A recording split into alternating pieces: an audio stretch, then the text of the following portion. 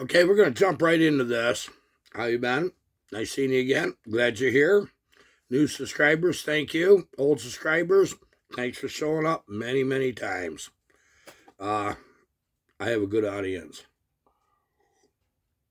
and a good cup of coffee. Okay, let's talk about intakes. Let's go down this road. Many of you are still trying to learn about porting, and I try to give you the basics. Uh, it's not hard. All saws share similar problems or advantages. Okay, the numbers will pretty much line up in any saw, any saw. It doesn't matter what it is, but there's problems you have to overcome sometimes. I have been watching a lot of little small channels, and I watch bigger channels, and I love watching the old iron horse. That guy knows what he's talking about sometimes. Yeah, sometimes. No, all kidding aside, guys. What I'm seeing is you guys have got the relationship of when you open your exhaust to how that affects your RPMs, your working RPMs. You have it figured out that you can take, these are 372 cylinders. This is stock transfers. You got the big old bar up here, and make big transfers and cut that down. See? You already know that. I'm going to assume you know that. If you haven't watched many videos, but I will periodically keep touching base on the same thing to try to keep it fresh. Okay, so you understand how the air comes out of your saw, up your transfers. Bigger transfers are better. There's no debating that. That's plain the way it is. Transfer flow is huge important. Don't just, you want to taper that in so when that comes out, the upper transfers from the lowers, that is a nice radius. It'll just flow. Run some water down them. If you want to go from stock to when you poured it, just go to your kitchen sink when your wife ain't around. Just run some water and just see how that flows. That's a good representation. It really is, quite honestly. But where I think more needs to be covered is intakes. Now, intakes are actually one of the most important parts of this whole equation because you do have three parts: intake, transfers, exhaust. Okay, so there's a little debate on that. I know there is. And I don't think a lot of people understand. I know some of you guys do. Or are you just making a move that works and you kind of like, well, this is working, I'm going to stick with it. Okay, why is that working? I want to know, when I'm learning something, why? Why do I do that? When do I do it? How do I do that? Okay, I'm going to cover what is most common to see. It's not going to cover every saw, but you'll see the similarities anyways. The common 372. The trick to intakes is you have to get the air through the carburetor, through the intake, and into the engine. And you want to keep your velocity up. I'm telling you that right now. You go ahead and get grinding on your intake too far, you're going to slow your velocity up. Your carburetor's not going to draw. Your carburetor works on a vacuum impulse, okay?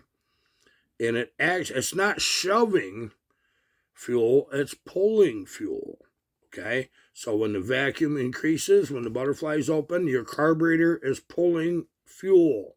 Higher vacuum means more air fuel, plain and simple. You can get all the air in the world, but you might not be able to adjust it. Get your intake too big once and talk to me about it.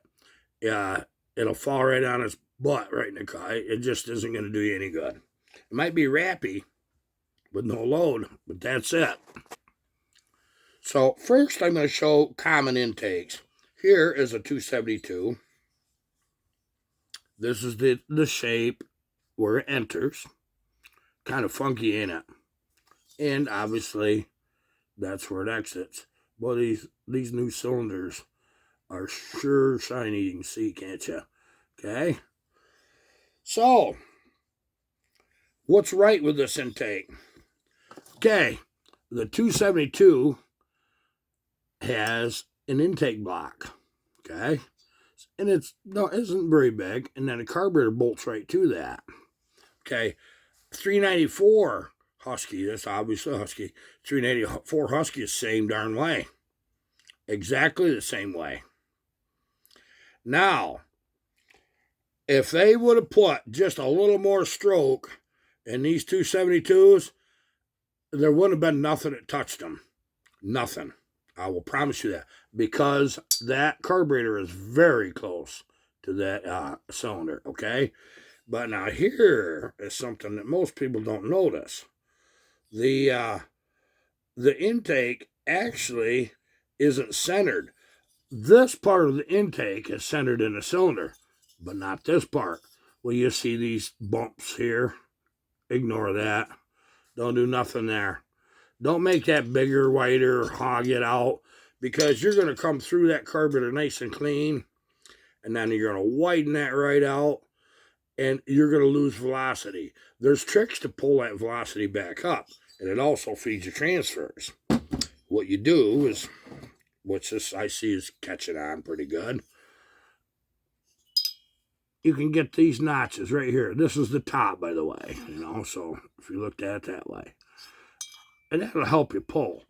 Now, if you notice, that's not exactly any bigger, and it's actually not any wider than stock.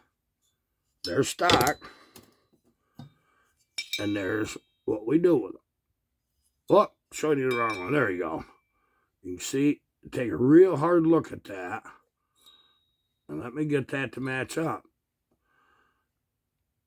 It looks bigger, but this is kind of a bad example in a way, but because this is for high compression, increase your compression ratio a bunch and put a big carburetor on it.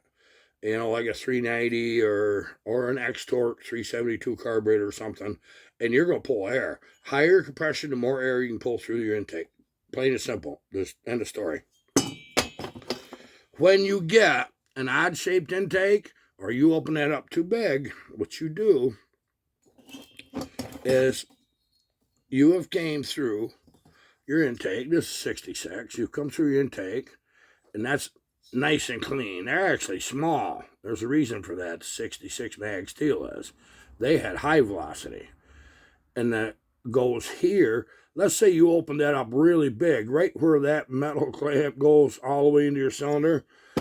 The larger you go, the more you slowed that velocity down before it hits that piston. Don't do that.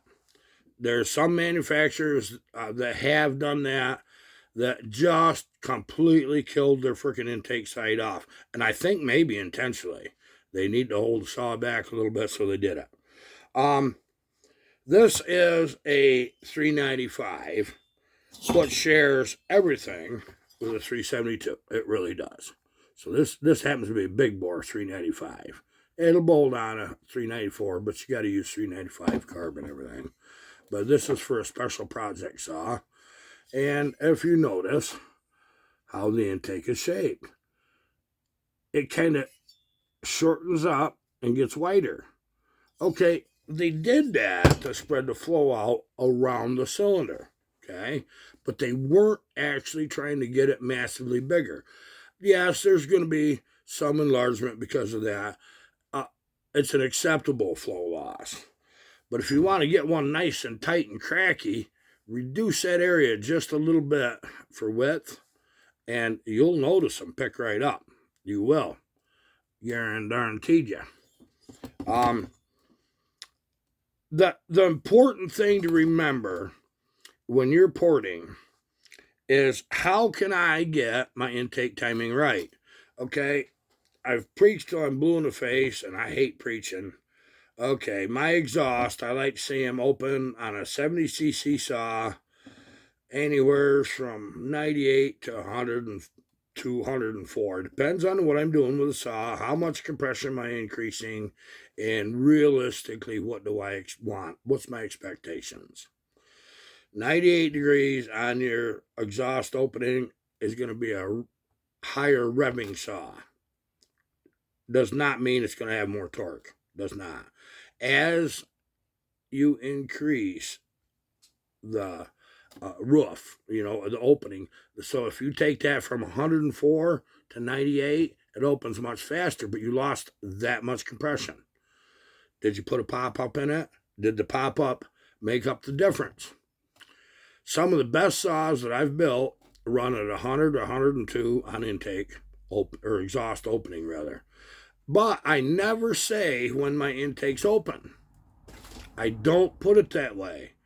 I say I have a total opening of 154, 152, 155, 158. Depends on, I've kind of got a little rule of 160. Total opening, no more. The smaller your saw, the less you want to do that anyway. How much did I raise compression? How much can I get away with? The more compression that you have, the more air can draw through that intake. So it allows you to make them like this instead of this. Okay? Guys, if you bought a lathe and you decide you're going to make a mega dome on something, or you're really going to just do crazy machine work to get your compression way up, be careful. It doesn't always work like you think. It does not mean it's going to have all the gains. Does not. You can screw that intake side up real fast. Trust me, I've done enough of them. That you got to break a few eggs. I know. I mean, I'm giving you the way I see it and what my experiences are. So you can learn from it, or you can go ahead and do what I did. Just keep trashing cylinders. You get good at it sooner or later. Just keep trashing them. And you're going to back up. You're going to learn to back up a little bit, and things will work better. Except the old school dirt bikes did not have reeds. Now, we knew that we could cut our piston skirt off to get our timing. We knew that. Certain bikes worked good. Then you go to the next one. It's like, God, I did exactly the same did on other ones that are the same size engine. How come it fell on its face? Rod ratio, stroke, affects your intake the very worst. It does. A longer rod will park the piston at top dead center longer. It'll rapidly go. Shorter rod, it just kind of goes up and down. Long rod will park and rapidly move. That affects how your intake works. So, is there a magic number for intake? Yeah, pretty much. 152, 155 degrees total opening. That means when the piston clears the intake floor, comes up, and comes back down and closes. You got to remember, flow actually starts at 50 thousandths of opening. That's when flow actually starts. Nah, that ain't what I said. That's all the professional racers say that in automotive motors. It applies. It's physics. You can't get beyond that. Don't count on that, because the bigger your bore, the quicker that actually will work. A tiny saw might not really start flowing until 70 thousandths, but a real big, like a 58 millimeter bore, might start flowing at 30. Okay? So you got to sneak up on your saw. But here's a little hack we did back in the day before the reeds, and it worked. What we would do was take an area that was less than the width of the intake, and we'd notch that down and carry it up and back up. So we did. We learned not to take it right off completely, and I'll tell you why that is. Your piston, here's the intake wall. When the piston comes up, your rod angle's like that. And it comes up, top dead center, and your rod angle changes, and it goes down. Then the next thing you know, that rod's coming back at bottom dead center. has a tendency to shove your piston skirt right into the bottom of that intake, underneath it. Okay, that puts a lot of pressure on that. So if you take all your timing out just by going right across that, you're shortening that distance. Now, what you want, now see that wrist pin is fairly well centered, but if you see a piston that the wrist pin is taller, I thought I had one here in front of me, but I don't. What happens is, if the wrist pin is higher, it'll put more pressure on the intake skirt. Okay. Yeah, that is when you're top dead center. Does that affect anything up there? Yeah, it does the same thing. It pushes the exhaust side when the rod changes angle. But you have a lot of bearing surface there. You have no ports or openings there. It's stable. It's not stable down by your intake. So the big trick, use machinist layout fluid. Mark that intake. Bring it to your time that you want that. Like, say I want that to open X blah blah blah 152, but I only want to do it on my intake side. So bring your timing wheel to where it has a total opening of 152, and as that's closing, how far did you have to go? Remember, just divide it in half. Make your mark with a little sharp object in your machinist layout fluid. Once it's dry, that's of course. And that'll pretty much tell you that I can take that much, just a little bit. But don't take it across. Because you scribe the shape of that intake, you know that you need this area and this area over here to support the piston on each side of the intake. That's very important. So, what these little things mean is everything to how your saw performs. Big trick. Remember, don't slow your velocity down too much in the cylinder and the intake before it hits your cylinder. You don't have to put these little notches in there right here like I show, but it sure does help. Yeah, I started that 30 years ago, guaranteed. And you're starting to see more of it on YouTube, and I'm glad of that, because it's something that genuinely works. Okay, now that we've covered most common types of intakes, hopefully I mentioned why the 394 would flat outrun the 395, noticeably in big wood.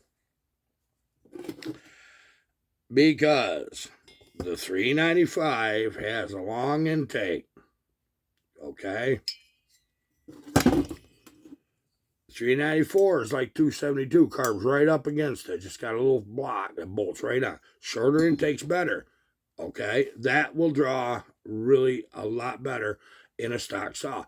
All of this can be changed. Every bit of it. You don't have to worry about your intake length anymore once you're porting. Just understand what you're doing with it. Okay, this next one is going to be the freaking huge puzzle. I normally don't cover much on the older saws like the home lights and stuff like that, and really Max much on this channel because they can be a real puzzle. I know there's a few of you out there that know that I've been playing with 1010s for about a year and a half, actually very seriously, off and again. I haven't been in the last 6 months. I've had too much outside work to do. So, but I would like to think once I get caught back up here in the shop that I can, and I'll share with you their intake problem and what I did to solve it. Now, McCulloughs generally have a fairly lazy intake timing. They really do. And actually, it's all over the map. But they're very conservative, 140-ish numbers, total opening. And it took me a little bit. I built 2 or 3 Max, just kind of working with that intake, knowing that Their transfers were real funky. Here's I don't know if it's an 81 or an 850 cylinder, but their transfers are real funky. They're real funky. So they scared me. I didn't know what to do about that, but I learned. Let's just see them transfers here. I suck at this, don't I? Yeah, they're kind of scary. They do angle toward the intake, you know. They do. They do nice. The inside of the intake, you know, looks pretty run-of-the-mill, doesn't it? It does. But they got a real problem. It's too wide. And it's too narrow. See how narrow top to bottom that is? Oh, isn't that awful? Slow intake. And it has to come through this stupid little block that's shaped like a butterfly. And I don't like to take something that has the rarity and the popularity of a Mac and just start butchering just to see. So I took a little 1010 and I started screwing with the intakes and started applying it toward like 81s and 850s. But I took one that didn't run very good. And cylinder was kind of trash, pistons beat on pretty bad. But I got it where it at least sealed back up. And it run. And I run it. And then I did this terrible thing to that junk cylinder. And all of a sudden the saw come right unglued it for a wore out cylinder with a just terrible looking piston. It started really turning on. And it's because I took that little sucker and I run that up to 158 degrees. Try that with this. You'll fall right on your face. It will. It'll run terrible. Now what I did, I took just lowly JB weld and I filled this area right here. See the circle part? And I filled this area. I did. And I started right off. When I filled that, did the same thing here. I cut these stupid wings off and I filled them areas right in. Put it back together, put the intake back on it, and I blended everything. And I hit 158 degrees with that little sucker. So what you're doing, you're taking this and making it look like that. All right? We have advanced a lot by the time the 372 came along. We have. This is what works. Why did Mac do that? I got an idea, I can tell you. They didn't want the saw to over rev easy. They didn't. They knew somebody was going to get a screwdriver out. Oh, they'd still rev up there, but in the cut, they pull right down. They pull right down in the cut. You want to run high in the cut? Do what I just showed you. And yes, it works. That's a guaranteed fact from the old Iron Horse. I'm going to get a bunch of you guys freaking saying, oh, don't do that. Don't listen to him. It's wrong. Fine, don't do it. I love it when my saws will be faster than anybody else's. Especially when I share these tips and tricks and somebody gets argumentative and they want to do, I don't care. Argue. If I'm not saying mine's the only way. What I like is when you guys are taking what I do show and you apply your own little thing to it and you put it on your YouTube channel. And it's a variation on a theme.